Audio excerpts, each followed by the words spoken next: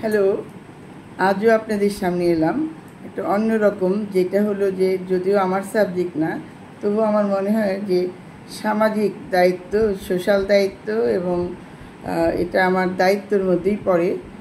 যেটা হলো যে আজ আমি আউটডোরে সিবিএমসিবিতে স্পেশালিস্ট হিসেবে পেশেন্ট দেখছিলাম। তো যত পেশেন্ট দেখলাম তার প্রায় 50% পেশেন্টের স্ক্যাবিস ছিল, চুলকানি, সারা শরীরে চুলকানো এবং গায়ে কালো কালো র্যাশ, বিভিন্ন রকম র্যাশ। তো আমি এই প্রায় 30 বছর ডাক্তারি জীবনে এত স্ক্যাবিস আমি কখনোই দেখি নাই। তাই এই বছর আমি চেম্বারে, আউটডোরে যেখানেই পেশেন্ট দেখি সব জায়গায় এত স্ক্যাবিসের পেশেন্ট। তো আমার মনে হলো যে এটা যদিও স্কিনের ডাক্তারদের বিষয়, তবু আমার মনে হয় যে আমি একটু সচেতন করার জন্য এই ভিডিওটা করছি। সেটা হলো যে স্ক্যাবিস এই বছর কেন এত বেশি, আমি এই ব্যাপারে যাচ্ছি না। তবে এটা স্ক্যাবিস মানে হলো যে চুলকানি, খোঁজ পাঁচরা যেটাকে বলে। আবার কোনো কোনো জায়গায় বলে যে কাঠ খাজলি, আমাদের ময়মনসিংহের ভাষায় বলে খাজলি পাঁচরা। তো খাজলি পাঁচরাটা কি? খাজলি যেটা বলি, হ্যাঁ, সেটাকে বলি আমরা ইংলিশে বলি স্ক্যাবিস। আর পাঁচরা হলো এটাই যখন ইনফেক্টেড হয়ে ক্রাস্টেড হয়ে যায়, শক্ত শক্ত হয়ে যায়, তখন আমরা বলি ক্রাস্টেড স্ক্যাবিস, অথবা বাংলায় বলে পাঁচরা, খোঁজ পাঁচরা।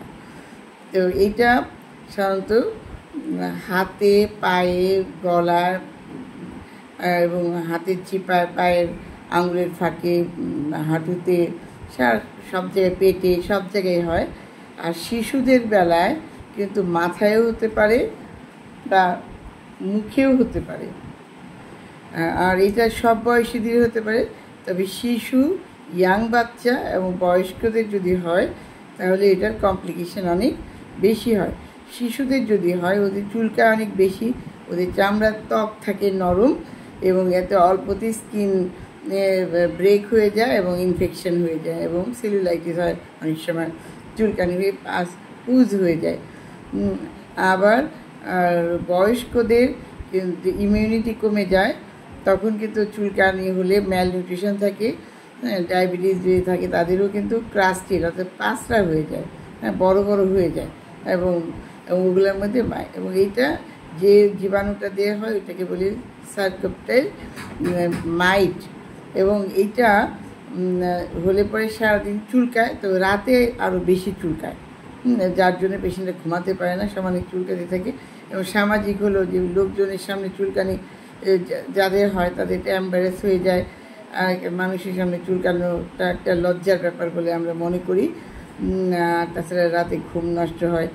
আর এটার কমপ্লিকেশন হলো যে একটা হলো বললাম যে ইনফেকশন হয়ে যায়, বাচ্চাদের পরে হলো ক্রাস্টেড হয়ে যায়।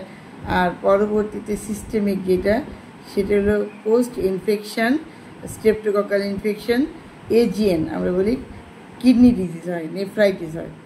এটার একটা কমপ্লিকেশন হলো কিডনি ডিজিজ, নেফ্রাইটিস। কাজেই এটাকে খুব হালকাভাবে নেওয়ার কোনো সুযোগ নেই।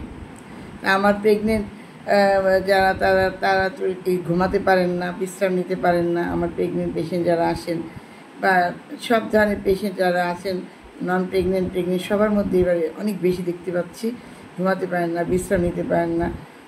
যেটা তো এটা আপনাকে কাদের বেশি হয়, কোথায় বেশি হয়? সাধারণত দেখা যায় যে সমস্ত জায়গায় লোকজনের ঘনত্ব বেশি, স্পেস কম, যেমন জেলখানাতে, তারপরে হলো রেসিডেন্সিয়াল স্কুল মাদ্রাসাগুলোতে, তারপরে হলো যে ওই বৃদ্ধ ওল্ড হোমগুলোতে, তারপরে যেখানে লোকজন অনেক বেশি থাকে একসাথে, তাদের মধ্যে এটা হওয়ার সম্ভাবনা বেশি। এবং এটা ভীষণ কন্টাজিয়াস আছে।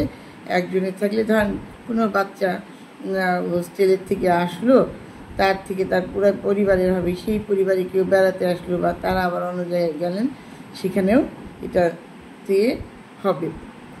আজ আমি লাস্ট যে পেশেন্টটা দেখলাম, প্রেগনেন্ট, 34 উইকস, তার তার 4 নাম্বার বাচ্চা।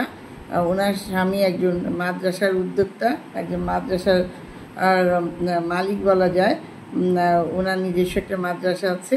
তো ওনার 3 ছেলে মেয়ে নিয়ে আসছে, আমি দেখলাম ছোটো বাচ্চা করে, ওরও সারা শরীরে স্ক্যাবিস, ওই বাচ্চা মায়ের স্ক্যাবিস, এবং পরে ওর বাবাও আসলো, বললো যে তার মাদ্রাসার সব বাচ্চাদের স্ক্যাবিস।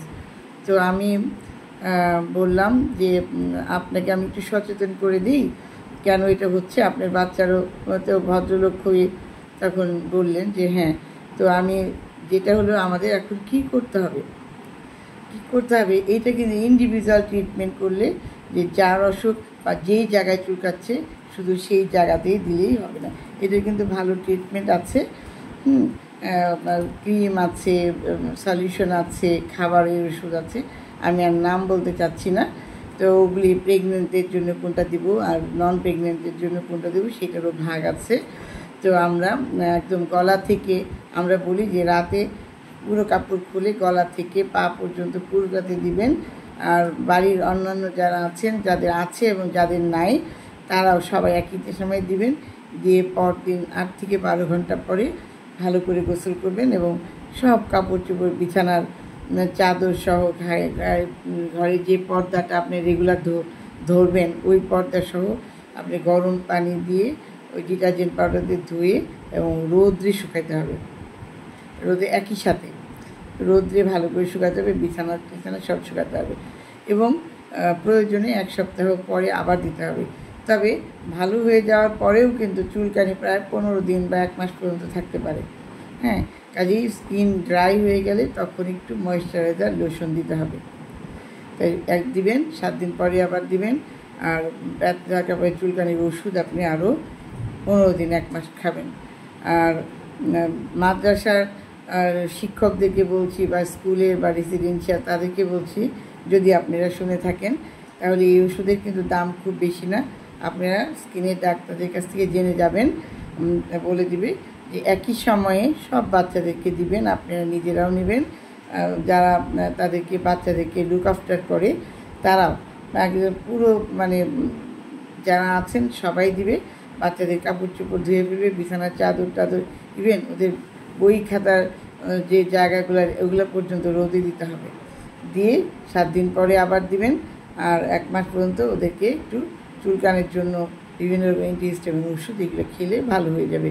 এবং সব জায়গায় যদি আমরা অ্যাট এ টাইম এটা করি তাহলেই একমাত্র এটা ভালো হবে, না হলে কিন্তু একজন আসলে আরেকজনের এটা কিন্তু হবে না। তো ধন্যবাদ আমার সাথে থাকার জন্য। আমার একটু তাড়াও আছে, তো আপনারা এটাকে কোনো এইভাবে নেবেন না। এটা কিন্তু চিকিৎসা আছে, হ্যাঁ, এবং চিকিৎসা করলে এবং একই সাথে চিকিৎসা করতে হবে, করলে তাহলে কিন্তু ভালো হয়ে যাবে। এবং স্কুল, কলেজ, মাদ্রাসা, রেসিডেন্স যেখানে যেখানে আছে ডাক্তারকে জিজ্ঞেস করে সকলকে একসাথে আমি বলি যে এই ওষুধ আপনি লাগাবেন, প্রয়োজনে আপনার টাকা দিয়ে পাশের বাড়ির লোকজনকে কিনে দেবেন। যদি না হলে ওরা আপনার বাড়িতে বেড়াতে আসবে তখন কিন্তু আবার হবে। তো সব ধন্যবাদ আমার সাথে থাকার জন্য। আপনারা এই চুলকানি মুক্ত থাকেন, আর পরবর্তীতে যেন এইটা নিয়ে আমাদের কিডনি ডিজিজে না হয়। আর বাচ্চাদের পার্মানেন্ট দাগ হয়ে যাবে শরীরে, ওইটাও কিন্তু একটা দেখতেও খারাপ হয়ে যাবে।